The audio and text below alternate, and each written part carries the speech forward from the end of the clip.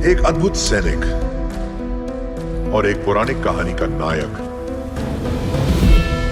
तुम्हारा भाई जिसे देवता मानते हैं। जब वो आएंगे, और वो जरूर आएंगे,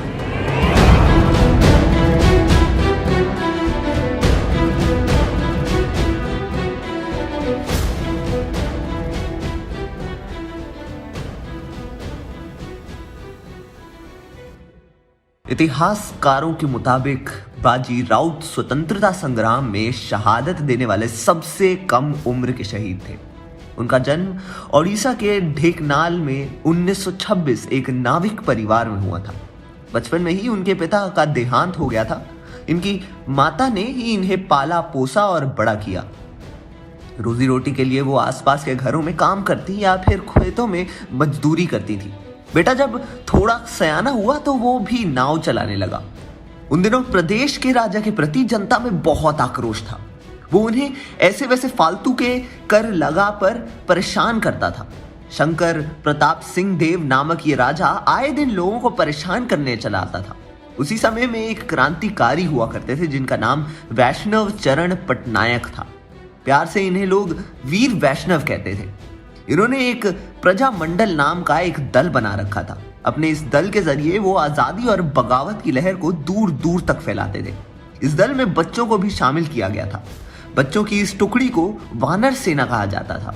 बाजी राउत भी इसका हिस्सा थे और वैष्णव क्रांतिकारी होने के साथ ही रेलवे में बतौर पेंटर का काम भी करते थे और वो पूरे प्रदेश में सफर कर आजादी के लिए लोगों को आगे जाने के लिए प्रेरित करते थे।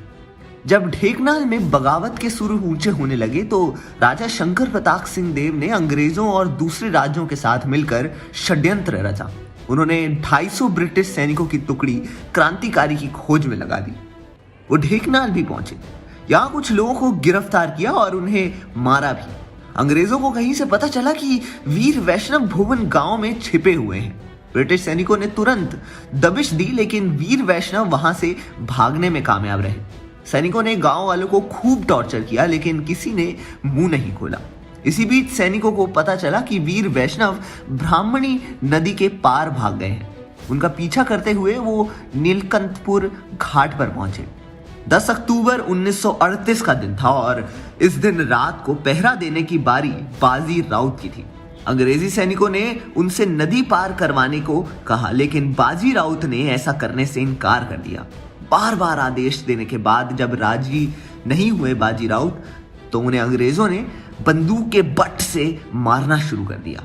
वो घायल अवस्था में चिल्लाने लगे ताकि गांव वालों को पता चल जाए, लेकिन जब तक गांव वाले आते अनहोनी हो चुकी थी। क्रूर अंग्रेजों ने उन पर गोली चला दी। वो शहीद हो गए। गोली की आवाज सुन तेजी से गांव वाले आए। वो बहुत ही गुस्से में थे।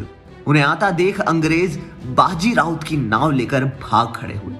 वीर वैष्णव उनके शव को ट्रेन से कटक ले गए और उनकी शव यात्रा बड़े ही धूमधाम से निकली।